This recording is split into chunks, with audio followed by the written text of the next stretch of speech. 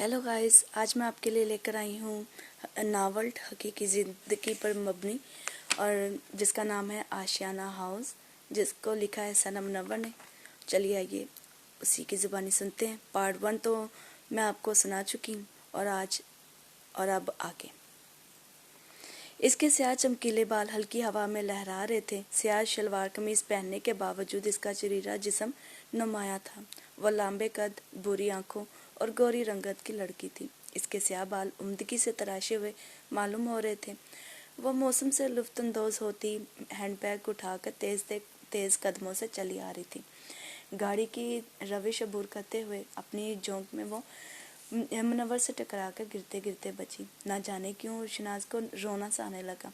बद अखलाक, बदतमीज, देख के नहीं चल सकते आप? वह बुड़बुड़ाई। यही अगर मैं आपसे कहूँ तो? वह ज़ेरे लब मुस्कराया। ये सड़क है, कोई आपका पार्क नहीं जहाँ आप सोचों में गुम बस चले ही जा रहे हैं। वह यकदम नीचे बैठकर गिरे हैंडबैग की चीज़ें समेटने लगी। सारी चीज़ें गिरा दी। चलिए उठवाइए। तो क्या ये मैं उठवाऊँ? वह बौखला सा गया। तो और क्या, एक तो माफ़ी भी नहीं मांगी और उल्टा सवाल कर रहे हैं।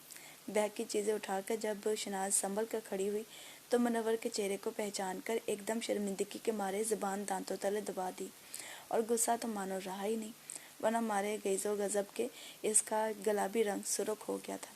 फिर बिना कुछ कहे इसके पास से फ़ौरन चलेगी, लेकिन मुनव्वर इसे बगौर देख रहा था। ऐसा लग रहा था कि चांदनी रात में 14वीं के चांद की ठंडी रोशनी कतरा कतरा बन के इसके रगों पे तहलील होती जा रही है।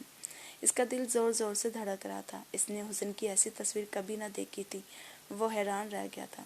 और दूसरी तरफ बैरूनी दरवाज़ा खुला हुआ था और सामने बरकत और इनकी फैमिली खड़ी थी। खुर्शीद उन्हें अपने सामने अचानक देखकर बहुत खुश हुई।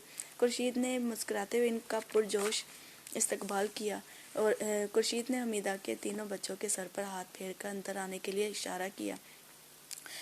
अंदर चलिए भाई साहब, रस्म मेहंदी सड़क पर नहीं बल्कि घर पर अदा करने का प्रोग्राम तय पाया है। हाँ बीबी जी, सब प्यार से खुर्शीद को बीबी कहकर बुलाते थे। बस हम तो बहू को देखने के लिए रुक गए थे। अरे हाँ, बहू नहीं दिखाई दे रही? वो नहीं आई आप लोगों के साथ? खुर्शीद ने शनाज की तलाश में इनके पीछे निगाह दौड़ाते हुए उन्हें अंदर का रास्ता दिया। बीबी जी, वो बस आती होगी, गाड़ी में से बैग लेने गई है। हमीदा ने बात को ख़त्म करने से कैसे अंदाज में कहा। बातें करते ये लोग घर के दरवाजे को बूर करके अंदर हॉल में पहुंच गए। रियाज, जमील और नसरीन हमीदा के तो तीनों बच्चे जाते ही ढोलक बजाने, गाने, नाचने में महव हो गए। इसी वक्त बैरूनी दरवाज़ा धार से खुला और शनाज पर्स जलाती हुई नमूदार हुई। इसकी आमद हमेशा ही से हंगामा खेज हुआ करती थी। आसपास हलचल सी मच जाती थी। हर कोई उसकी मौजूदगी का नोटिस लेने पर मजबूर हो जाता था। वो बहुत खूबसूरत होने के साथ साथ मकनतीसी कशिश भी रखती थी। वो स्याह बालों, नस्वानी गदार से भरपूर बदन और पुरकशिश आंखों से मुनव्वर को मदहोश कर चुकी थी। जैसे ही इसने मेहंदी की तकरीब में शिरकत की, अरे महफिल की रौनक तो अब दुबाला होगी। पर दादा जलाल ने देखकर खुशी से तकरीबन नारा लगाया था। अरे आओ आओ बाऊ, कब से तुम्हारा इंतज़ार कर रहे हैं। आओ बाऊ, यहाँ मेरे पास आकर बैठो। तो इसकी हल्की बुरी आंखों में बेपनाह चमक उठी थी। इतने में दरवाजे की जानिब से शोर उठा। लगता है मेहंदी आ गई। मंदरा और खुर्शीद इन्हें साथ आने का इशारा करके दरवाजे की तरफ लपकी और यहाँ वहाँ बातों में मसरूफ़ अक्सर लड़कियाँ और ख़वातीन भी बातें छोड़कर दरवाजे की जानिब बढ़ने लगी। मेहंदी की रस्मों में कैसे रात गुजरी, कब सुबह हुई, पता ही नहीं चला। और इसी शोरगुल हंगामा खेज में शादी की सारी रस्में ख़त्म हो गई। लाहौर से वापसी के सफ़र के लिए बरकत की फैमिली तैयार हो गई थी। फैमिली के साथ शनाज को भी जाना था। तब जलाल ने इसे अपने यहाँ रहने के लिए बरकत साहब को अल्तजायाना गाँव से देखते हुए कहा था। हमारी बहू को कुछ अरसे हमारे पास भी रहने दो बरकत, यकीन जानो बहू को अपनी बेटियों की तरह रखूँगा। जलाल ने नम आंखों से इसे गले लगाया था। यूं वो लालपुल इन्हीं के घर में ही रह गई। खुर्शीद और मंदरा तो बहुत खुश थी इसके यहाँ आ जाने से, पर मुनव्वर खुर्शीद और मंदरा से खफा सा था। अम्मी, ये शनाज हमारे घर में क्या कर रही है? इसे तो अपने घर में होना चाहिए था ना? मुनव्वर ने माथे पर बल डालकर पूछा था। खुर्शीद और मंदरा मिलकर खाना दस्तरखान पर लगा रही थी जब मुनव्वर ने खुर्शीद से पूछा था, और शनाज किचन में से बमुश्किल अपने गुस्से को दबाते हुए पानी का जग लिए आ रही थी। और आते ही दस्तरखान पर जग पटक दिया। अचानक सीसी की आवाज़ शहनाज के कानों में पड़ी। वह मुनव्वर था जो आज खाने में ज़्यादा मिर्चें पड़ने की वजह से सीसी कर रहा था। इसने बिना देखे बेसाख्ता ही शहनाज से फरमाइश कर डाली, शहनाज एक गिलास पानी देना। शहनाज ने फूं फूं करते मुनव्वर की तरफ देखा, जो इर्द गिर्द के माहौल और निगाह से बेपरवाह खाना खाने में मसरूफ़ था। वो इसे पानी दिए बगैर लंबे लंबे कदम उठाए खामोशी से वापस मुड़ गई थी। मुनव्वर ने ज़रा सी तिरछी निगाह इसके खफा खफा से रूह पर डाली। इसका दिल चाह भागकर इसके कदमों से लिपट जाए और वहीं कहीं खाक में मिल जाए। मुनव्वर बेटा, आज शाम को तैयार रहना, मुझे और बेबे मंदरा को ज़रा शॉपिंग पर जाना है। दोपहर खाना खाते हुए खुर्शीद ने मुनव्वर से कहा, जो बड़े इत्मीनान से खाना खाने में मसरूफ़ था। मुनव्वर खाना खाने के बाद बाहर निकल गया, लेकिन जब वो शाम को घर आया तो शहनाज इसी सादा रूप में बैठी थी। अम्मी चलो चलें बाज़ार, आप लोग तैयार हैं? लहजा दोस्ताना करके वो इसके बराबर वाली कुर्सी पर बैठ गया था। आप भी जाके तैयार हो जाए। टीवी पर से नज़रें हटाकर इसको घूर कर देखा गया था। शहनाज की खतरनाक निगाहें इसे बुरी तरह सहमा गई थी। इसने नाराज़गी का इजहार करते हुए गर्दन को जुम्बिश दी और दूसरी सिमत देखने लगी। वो क्या है ना बेटा, बहू की तबीयत नहीं ठीक और तुम्हारे दादा भी तो आने वाले हैं, और वैसे भी घर में किसी एक का होना ज़रूरी है। खुर्शीद के जैसे ही कानों में आवाज़ पड़ी, बताने के लिए तकरीबन दौड़ती हुई आई। तबीयत नहीं ठीक तो बिस्तर पर होना चाहिए था ना, यूँ टीवी के पास कोई बरजुमान है ये साहिबा। बेबे मंदरा को आता देखकर ये कहते हुए वो फौरन उठ खड़ा हुआ। वो जब जाने के लिए निकलने लगे तो मुनव्वर ने शहनाज को झिझकते हुए मुखातिब किया, शहनाज, तुमने कुछ बाहर से मंगवाना है तो हमें बता दो, हम वापसी पर लेते आएंगे। अरे नहीं नहीं, मुझे कुछ नहीं चाहिए। शहनाज, बताओ ना क्या मंगवाना है। अच्छा ठीक है, अगर आप इतना कह रहे हैं तो आप मेरे लिए मीठा पान लेते आना, इसने कुछ सोचते हुए कहा था। पान? मुनव्वर ने हैरत इस्तजाब भरी नज़रों से शहनाज को देखा था। हाँ पान, दरअसल कुछ दिनों से मेरा पान खाने का बहुत मन चाह रहा था। मुनव्वर के रद्द-ए-अमल पर वो एक दिलकश मुस्कुराहट अपने लबों पर बिखेरे हुए बोली थी। रात में जब मुनव्वर ने इसे पान पकड़ाए थे, फिर मोहतरमा की सारी नाराज़गी पान को देखकर गायब हो गई और खुर्शीद के बहुत रोकने के बावजूद, बेटा खाना गर्म हो गया है, वो खाते जाओ।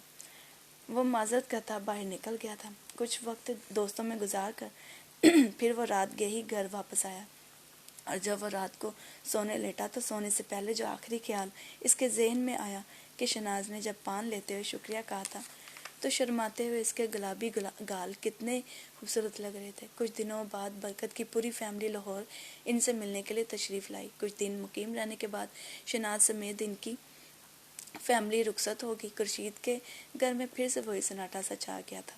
सो वक्त का पंछी खामोशी से उड़ता रहा।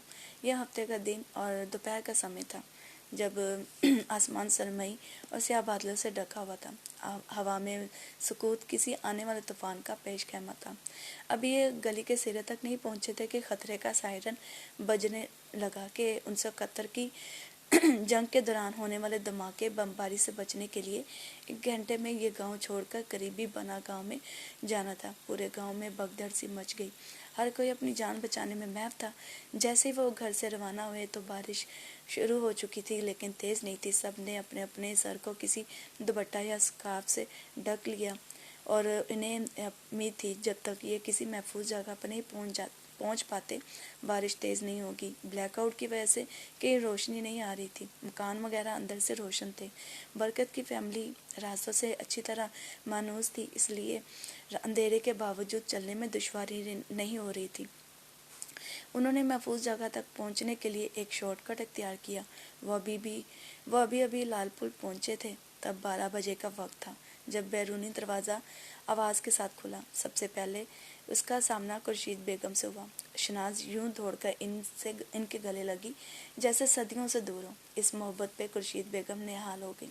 खुर्शीद बेगम को रोना आ रहा था। लग रहा था अरसे बाद किसी अपने की शक्ल देख रही हूँ।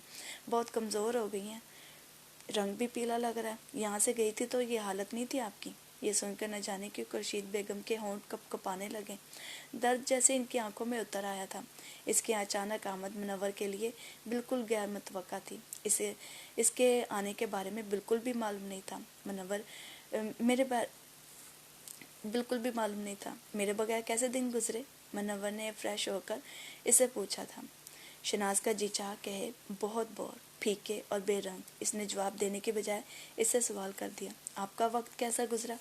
بہت اچھا، خود کو پہلے سے زیادہ فٹ محسوس کر رہا ہوں، تمہارے سامنے ہوں، دیکھ لو۔ اس نے اپنی طرف اشارہ کیا۔ وہ اس کی طرف دیکھنے سے ہی ڈر رہی تھی۔ اسے پتا تھا منور اس کی چوری پکڑ لے گا اور اس کی نگاہ پلٹ کر واپس آنے سے انکار کر دے گی۔ ایسا ہی شاعر تھا وہ۔ شناز نے نظریں اٹھائیں اور خسمسا کر اس نے فوراً جھکا لی۔ وہ منور کی والہانہ گفتگو سے خود موم کی طرح پگھل گئی۔ اس کی مد بھری آنکھوں میں محبت کی چمک برق بن کر اس کی ہستی کو جلا رہی تھی۔ وہ اسے دل و جان سے چاہنے لگی تھی۔ کتنی چاہت، کتنا خلوص! وقت کے ساتھ ساتھ دونوں کی محبت مستحکم ہوتی گئی۔ دونوں ایک ہی منزل کی جانب بڑھ رہے تھے، ایک دوسرے کو پانے کا شوق، ولولہ، لگن اور چاہتوں کا انبار۔ موسم کی دلکشی بدستور قائم تھی۔ ان کی محبت میں روز افزوں اضافہ ہی ہوتا گیا۔ جو جو وقت گزر رہا تھا وہ محبت و چاہت کی وادیوں میں اترتے جا رہے تھے، لیکن وہ ارد گرد کے ماحول سے بے خبر ہو گئے تھے کہ ایک دن برکت کی فیملی کو یہ گھر چھوڑ کر اپنے گھر بھی جانا ہے۔ یہ فروری کی ایک شام تھی جب ہلکی نرم ہوا اپنے دامن میں خنکی لیے ہوئے تھی۔ وہ حمیدہ بیگم اور تینوں بہن بھائیوں کے ساتھ مل کر ضروری سامان کی پیکنگ کر رہی تھی۔ انہیں رات کے اندھیرے میں چڑری گاؤں میں روانہ ہونا تھا، لہٰذا وہ رات کی سیاہی میں ہی چڑری کے لیے نکل گئے۔ اگلی رات تک اسے تیز بخار چڑھ چکا تھا۔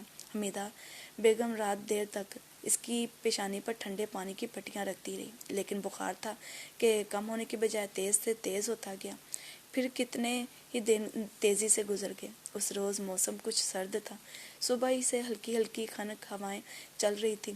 شناز نے اپنی 6 سالہ بہن نسرین کے ہاتھ منور کو پیغام بھجوایا کہ کتنے ہی دن بیت گئے ہیں اس سے بات کیے ہوئے، تم ذرا جا کر اس کو اطلاع دے آؤ کہ آخری بار میرا چہرہ دیکھ لو، میں مرنے والی ہوں۔ جب نسرین نے منور کو پیغام دیا تو شناز کے کہنے سے زیادہ اس کی اپنی دلی خواہش پوری ہونے والی تھی۔ وہ اسی شام اس کے گاؤں چڑری جا پہنچا۔ شناز کی حالت خاصی مگدوش تھی۔ اسے دیکھ کر ایک لمحے کے لیے منور کا دل جیسے کسی نے اپنی مٹھی میں دبا لیا ہو۔ رات آہستہ آہستہ رینگ رہی تھی۔ سردی کے زور نے شدت اختیار کر لی تھی۔ شناز قدرے ہوش میں آ رہی تھی۔ اس نے دھندلائی آنکھوں سے اپنے ارد گرد پھیلے ہوئے منظر کو دیکھنے کی کوشش کی۔ اچانک اس کی نگاہیں منور پر اٹک کر رہ گئیں۔ اس کے لب آہستگی سے ہلے۔ آپ؟ منور کو دیکھ کر حیران رہ گئی۔ ہاں بھئی میں، لیکن اس میں حیرت کی کیا بات ہے؟ کیا میں تم سے ملنے نہیں آ سکتا؟ منور کے کہنے پر وہ ہنس دی۔ اسے اس وقت بھی تیز بخار تھا۔ بخار کی حدت سے اس کا چہرہ تمتما رہا تھا۔ بخار کی حالت میں بھی ایک عجیب سی معصومیت اس کے خوبصورت چہرے پر پھیلی ہوئی تھی۔ ٹھیک کہتے ہیں سب لوگ، تم بہت لاپرواہ ہو، اپنا خیال کیوں نہیں رکھتی؟ اور ویسے بھی یہاں پر ڈاکٹر بھی نہیں ہے کہ تمہارا علاج ہو سکے، اور پتہ ہے نا ہماری کچھ ہی سالوں میں شادی ہونے والی ہے۔ لاہور آ جاؤ، وہاں پر جتنا مرضی بیمار ہونا، وہاں ڈاکٹر بھی ہیں۔ منور نے شرارت بھری نگاہیں اس کے چہرے پر ڈالی تو وہ پھر ہنسنے لگی۔ پھر کچھ برس اور بیت گئے اور آخر وہ 11 نومبر 1978 کا دن بھی آ گیا جب منور دولہا بن کر چڑری گاؤں آیا۔ 13 سالہ شناز کو نکاح کی صورت میں ہمیشہ کے لیے 20 سالہ منور کی ملکیت میں دے دیا گیا۔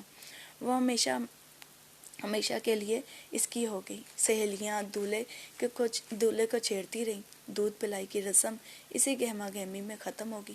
اسی طرح ہنسی مذاق میں رخصتی کا وقت ہو گیا۔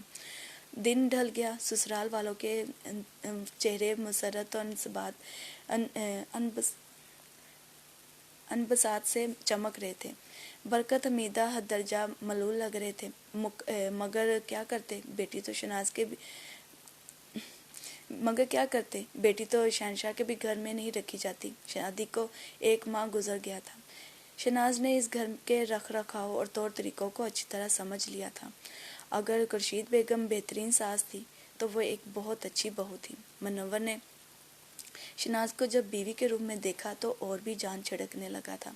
इसने शनाज को आज तक सिर्फ महबूबा के रूप में ही देखा था। बीवी के रूप में इसके जौहर और निखर गए थे। मुनव्वर को फख्र था कि इसकी शनाज इस रूप में जानसार बीवी साबित हुई है। वो अपनी किस्मत पर रश्क कर रहा था। फिर इसी तरह 1979 का वक्त आन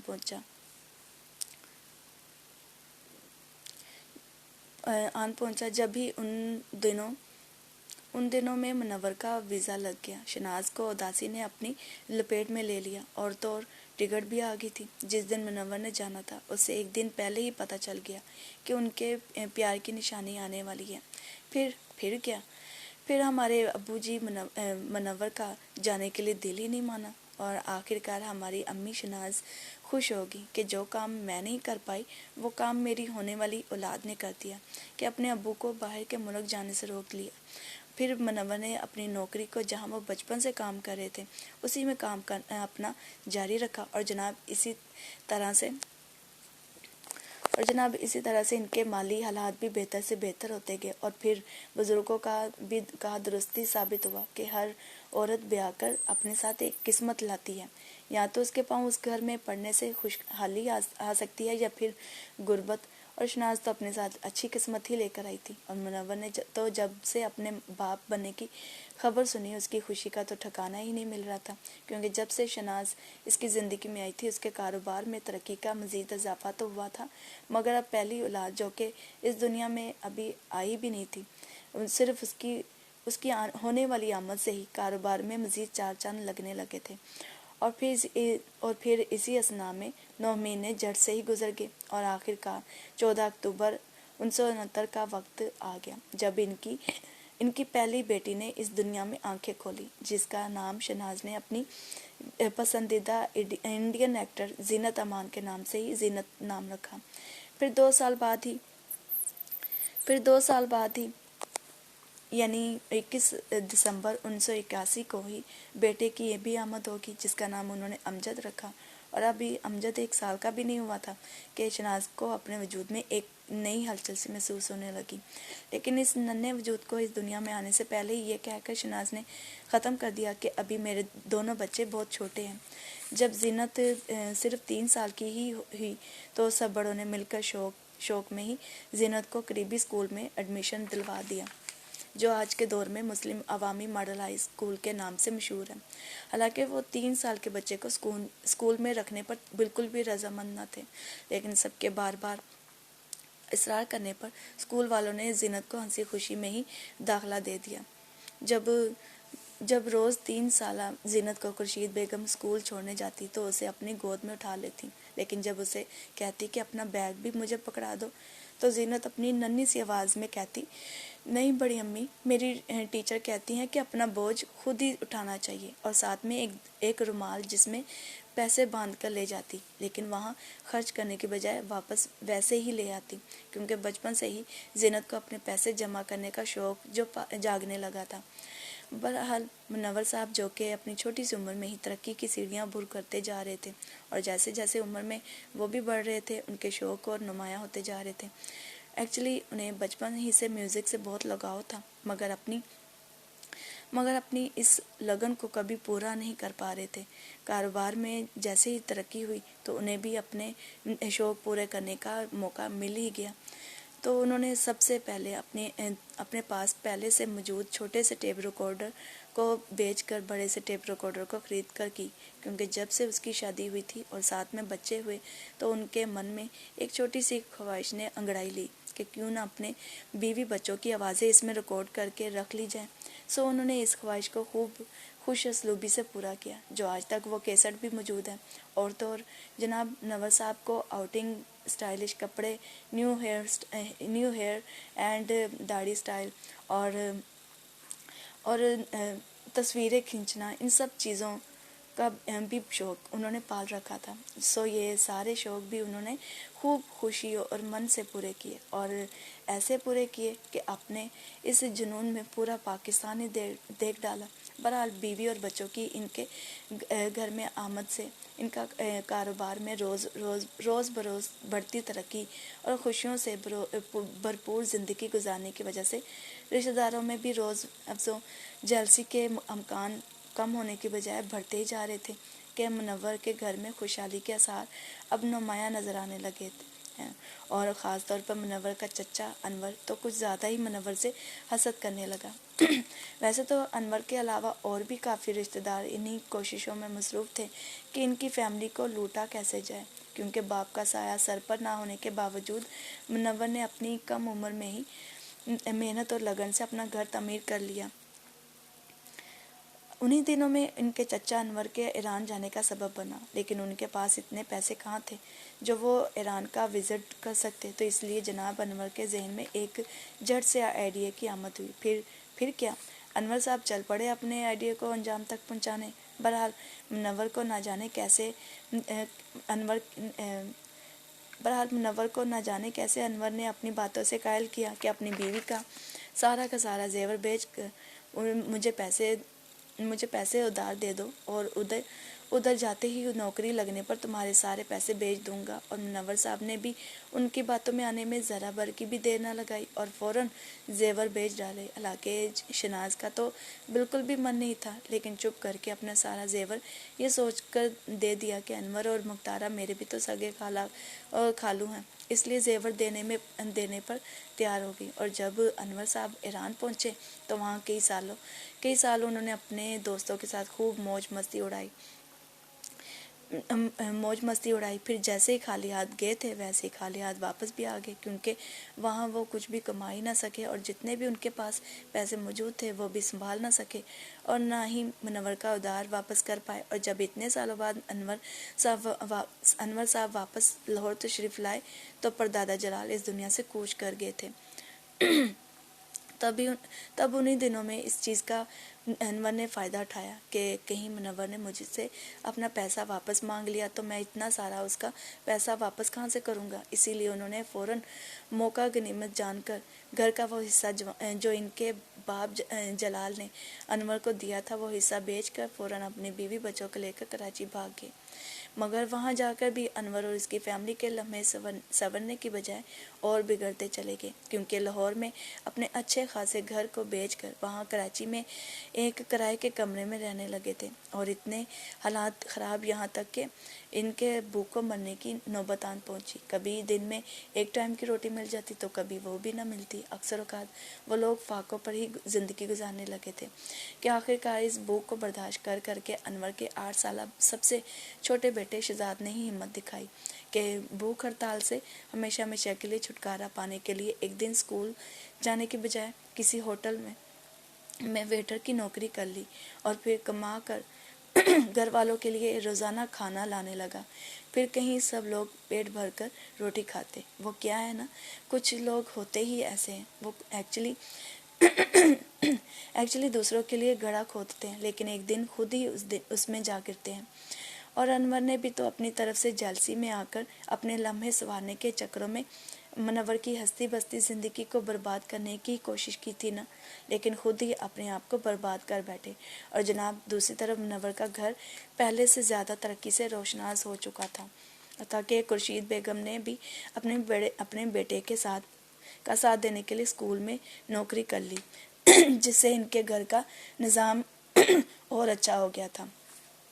اور باقی کی کہانی پارٹ 3 میں. Thank you, bye.